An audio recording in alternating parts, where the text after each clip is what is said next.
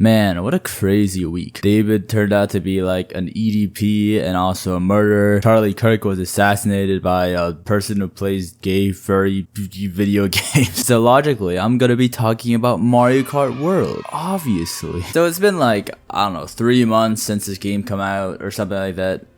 Wait, I actually don't know. June? Wait, it's been July, August, September. Okay, yeah, it has been like around 3 months. So I think it's a nice time to really get my opinions out on the game, because I actually got a Switch 2. And before everybody comments like, oh, you sellout, oh, you Nintendo shill. Look, it wasn't my choice to get it. I was actually not gonna get it, but then my dad was just like, here you go for my birthday, so I got it. Yeah, I don't know. But anyways, we're gonna be talking about Mario Kart World because there's a couple things I want to talk about it and stuff, you know what I mean? So yeah, I've been playing it like kind of, I've been playing it a little bit. I haven't been playing it that much, honestly, but I think it's a nice time to just kind of talk about my thoughts on the game and just like how Nintendo is treating the game and everything. So let's talk about the gameplay first. I have to say the gameplay of this game is really good. It is incredibly fun. Like, just driving around is just so fun in this game. I don't know what about it just makes it so fun. Something about it, just driving, it's just really fun. All right, the mechanics are also like actually really deep, whether it be like the jumping you can do with the drift hopping or whatever it's called, and like the rail grinding and the wall hopping and stuff. And it's just all of these mechanics, they seem like maybe just gimmicks at first, but when you really try to use them and stuff, you can really start to see how like deep they are, you know? Like, it just adds so much to this gameplay, and these mechanics really make that perfect balance you want from master. It's an easy game to learn, but it's hard to master, just like any good game should be, for mechanics at least. The mechanics are just so freaking good, man. It's just so fun. The controls are just so polished, just driving is just so well done, like drifting and stuff is just so satisfying. I don't know, just driving around is great. And like, compared to Mario Kart 8 Deluxe, man, it drives a lot better. Dude, I remember Mario Kart 8 Deluxe always made me feel like I was like driving on ice half the time. It felt too like slippery, you know? It felt like I don't know, you get what I mean. So this is just so much better as far as like the mechanics go. The races too, they perfectly like take into account all of these new mechanics and everything. There's a lot of shortcuts that you can do through these mechanics, and there's so many creative shortcuts and creative ways that people have used these mechanics to create such cool gameplay and stuff. And just driving around in these races against like the 23 other players is just so fun to do. Like, there's just so much chaos while also being like a very skill-based game, you know? I think this game, just compared to like a lot of the other games, it's a really good balance between skill and luck, I think. And I don't know, it's just so fun. It's just jam-packed with excitement. I like to describe this game as if Mario Kart Wii and Mario Kart 8 had a baby, and then they put that baby on steroids. I don't know if that was the best analogy, but yeah, you get what I mean. If you know anything about me, it's that I love Mario Kart Wii and I hate Mario Kart 8 Deluxe. Yeah, Mario Kart Wii is infinitely better. This game somehow combined both of those player bases, merged them together, and made a masterpiece of a game. It's insane. Like, they just brought these mechanics together so well. They brought like the new mechanics in Mario Kart 8 and polished it to actually be fun. They brought the driving from Mario Kart Wii and added a little bit of that wider appeal and core Mario Kart gameplay. And yeah, it was so good, man. It's crazy. Also, another thing that Mario Kart 8 I hated about was bagging. Bagging was stupid in Mario Kart 8 Deluxe. I hated it so much. Like, you would literally just have to not drive, collect coins, and then get items at last place, and then on the third lap, you make a huge comeback because the freaking items are so freaking OP. Yeah, I hate it. But now, bagging is actually like, you know, well balanced. Bagging is still definitely an option that you can go for, but it's not super OP, and it's not like a main mechanic that you need to learn in order to win games, you know? It's like Mario Kart Wii. Mario Kart Wii has its fair share of bagging, which lets people make comebacks from, you know, bad places. They somehow made it so you can still have 2 items, yet still be able to make yet still make bagging like a balanced thing, you know, something that it kind of gives you like that dilemma whether to front run or to bag. Unlike, you know, Mario Kart 8 where basically you would just bag like the whole time. I don't know, I wasn't really much of an Mario Kart 8 Deluxe player, but that's a view I get from it, from what I've seen and gameplay and shortcut or whatever. Also, coins is another aspect I didn't really like about 8, but they actually made it pretty good in Mario Kart World. It actually also kind of gives a dilemma if you should go for coins or not go for coins, you know? Because like coins are like, they give you a lot less speed than they did in Mario Kart 8 Deluxe. So not going for them, you can still like win games, you know, if you like drive well. But now it's like, you know, going for coins, first of all, there's a lot of coins that you can go for, which makes it more fun to collect.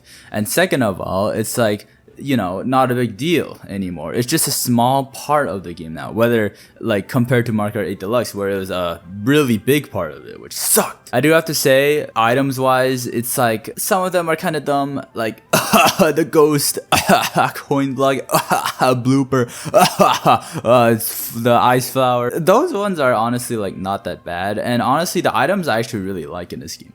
Like the star is like really fun to use. The mega mushroom, they brought it back, which is great to use. They also brought also just the mushrooms are really cool and really nice, like a lot of situations you can use them. And the golden mushroom is so freaking satisfying. Also the new items like the Kamek and feather item, I actually really like both of them. Kamek is rare enough where it's not like a significant part of the gameplay, but when you do get it, it really kind of mixes up the gameplay in a really interesting way, you know? Like it changes your character and like your stats are altered, so you have to like kind of figure out, you have to adapt to that situation. And also like the stupid obstacles that go on like the course. I think it's actually pretty fun. I just said it was stupid, but it's not actually that stupid. And feather item is actually like I'm a little bit mixed about it, because feather item I feel like is only good if you like are a high skilled player, you know, like it's like one of those items. I wish it was like easy to learn too, but this is only just hard to master, you know, it's hard to learn and hard to master. So I wish like the feather was just more helpful in general by itself, but I don't know, still I like the item. Now let's talk about the world part. The game is called Mario Kart World, so you know I probably have to talk about the world, you know. This world thing is so cool, bro. Like genuinely, this is a really really amazing achievement. It's like so cool how they made all of these courses connect with each other and make it like feel like its own little universe. I can see why this game took so long to make, because like these ideas are just brought together in such an interesting way to make this, like I don't hear enough people talk about this, man. Like the world aspect is so cool, bro, and it's so interesting. And like not to mention the visuals and graphics are actually really good in this game too. Everything's so fun and vibrant, and it matches, like the world matches the vibe so well. Like you got all these such diverse, interesting places that are seamlessly transitioned into each other, making a really interesting world. So that is it for my review. I give it an easy 10 out of 10. If there were no negatives. Okay, let's address the elephant in the room. This game has a lot of hate coming towards it, namely intermissions. I'm gonna be honest here. Intermissions are the boringest, biggest issue of this game. Intermission should not be this, you know, prevalent in the game. The main races are like the biggest part of this game, you know, and it's like the most fun part of the game. This is a side part of the game that's pushed into being a main part because Nintendo for some reason is so like stupid or something that they're basically forcing this unfun way to play the game onto everybody. It's like, okay, what's a good analogy? You know The Office? You know how like the last 2 seasons they made Andy Bernard the new Michael Scott, which is a really terrible idea because, you know, Michael Scott was the perfect main character role and Andy is basically brought in to fill those gaps, who wasn't built to be, you know, the main character like at all in the slightest. That's exactly what they did with intermissions and the regular video game. Okay, so let's actually talk about the intermissions in a specific way. Straight line simulator is probably a phrase that you've heard many times before if you've seen other Mario Kart World videos. I hate them. They're just so boring. You just drive in a straight line and you can't even do like the regular like boost going forward thing because it's like literally slower than literally just driving straight. And like there's just no chaos. And the thing I hate most about it is that it just makes nothing matter. The first 2 laps of this 4 very long straight road is just completely negligent. It doesn't matter at all. This makes bagging a huge problem compared to just regular races, because you can probably wait like 20 seconds at the start and still make a comeback, because only the 3rd lap matters, because you can just stay back, collect 20 coins, and then get the most OP items, and then use them at the perfect time. Like the regular races aren't nearly that bad, because in the regular races, you actually mainly have to keep moving forward. In the racing video game, I don't understand, Nintendo, I don't understand. Also, this one, I don't think people really talk about it, but each intermission map, they should be more unique to each other, but there's like 200 of them or something, so it just makes each intermission map blend in with each other and also just bloat all the track options. It's like having, you know how like Valorant has like so many characters that now like each one are basically just like copies of the other and stuff, and it's just kind of like, it just makes the game like less fun. That's exactly what these intermission tracks are becoming. They're just becoming just too bloated. There's just, I don't know, it just sucks. I hate it. I hate it. It makes each track seem less interesting. And it sucks because the regular maps are just so much more fun. Like, they have a perfect balance of 32 races, or was it 32 courses? And I don't know, it's like perfect. Also, they're forcing intermissions on regular online races.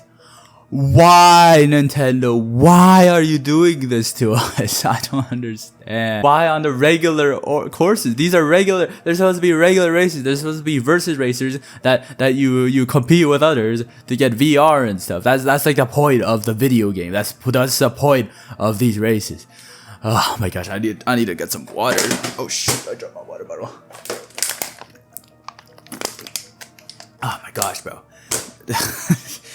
It's making me mad. I'm not even playing the game. Like, I don't understand why it's even in the Grand Prix, because the Grand Prix does not need intermissions. There's no point to it at all. It just makes the game less fun. But after saying all of that, I do think intermissions are actually good, if Nintendo treated them as they should be treated. Let's give another analogy. Imagine that you have like a big dog, okay?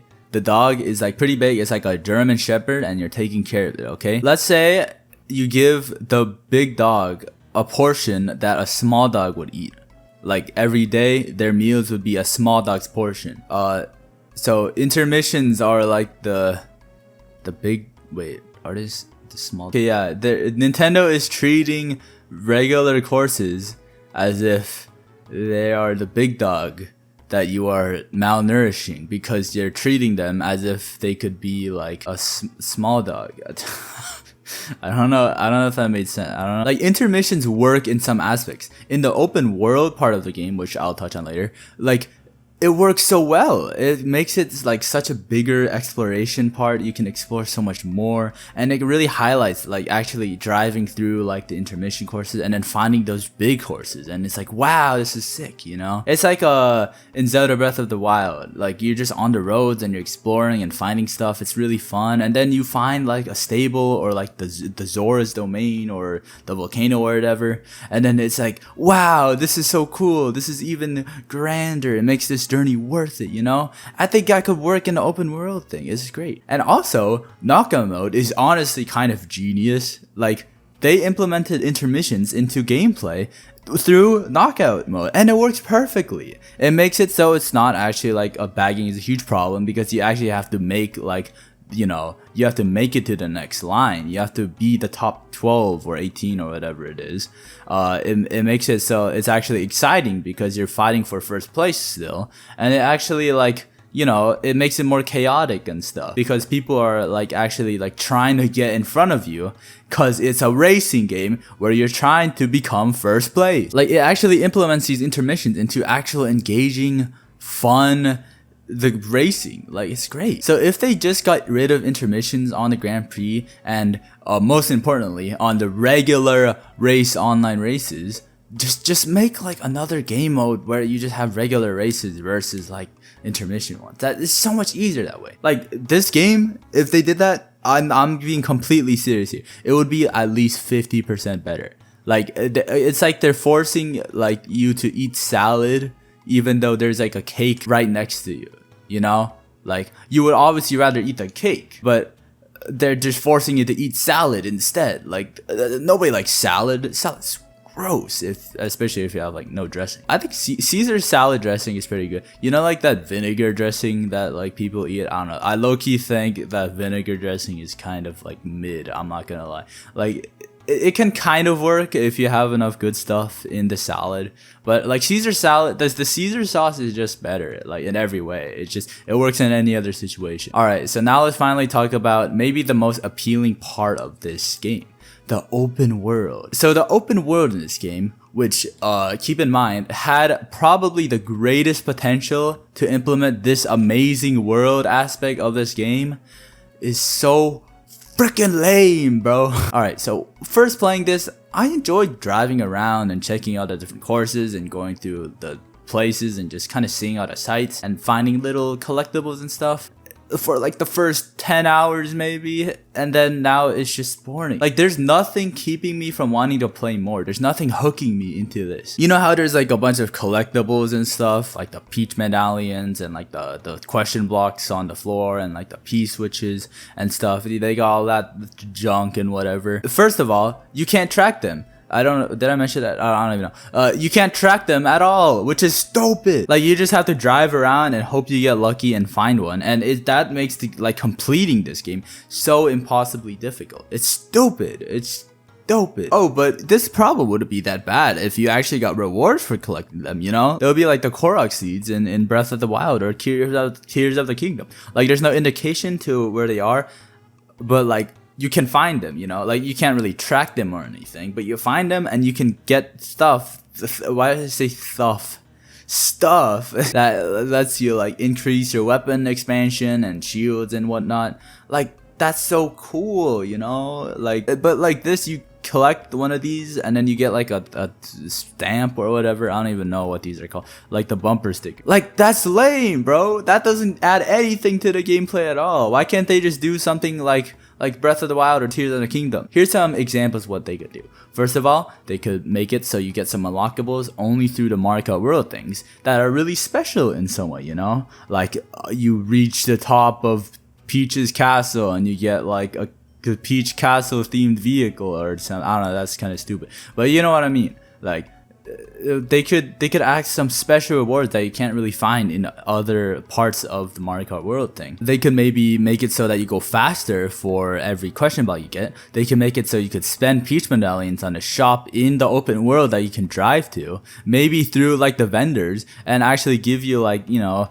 maybe like an extra boost or like even like a double jump or something, or like faster drift charging. That would be so cool, bro. Why is it just like achievements that you're getting, you know? It's just making this Mario Kart World thing so lame.